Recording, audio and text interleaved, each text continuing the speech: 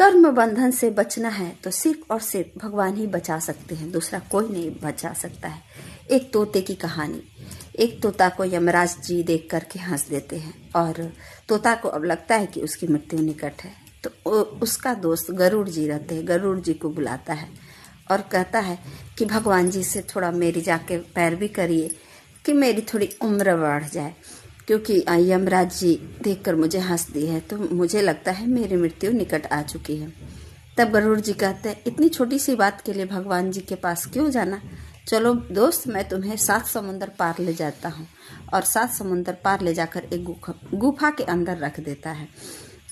गरुड़ जी जब रख देते हैं कहते हैं कि तुम्हें अब यहाँ तो कोई नहीं मार सकता है, मैं आता हूँ यमराज जी से मिलके। और गरुड़ जी यमराज जी के पास चले जाते हैं। उधर यमराज जी को देखकर गरुड़ जी कहते हैं कि आप उस तोता को मारना चाहते हैं। तब गरुड़ जी से यमराज जी हंसते हुए कहते हैं कि मैंने तो इसलिए हंसा था कि आज तोता यहाँ बैठा है और मात्र 1-2 दिन बाद ये 7 समुद्र पार जाएगा और वहाँ उसे एक गुफा में एक बिल्ली मार करके खा जाएगी, ऐसा होगा।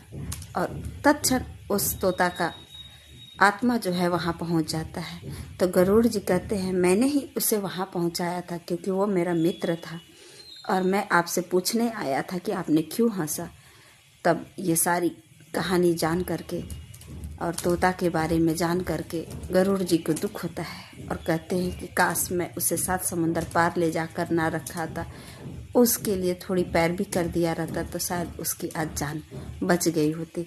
तो कर्मों का फल तो भोगना ही पड़ता है, हम हो या कोई, सिवाय इसके कि सिवाय हमारे जो कर्म है उसको काटने का अगर सूत्र है तो वो श्री भगवान राम हैं।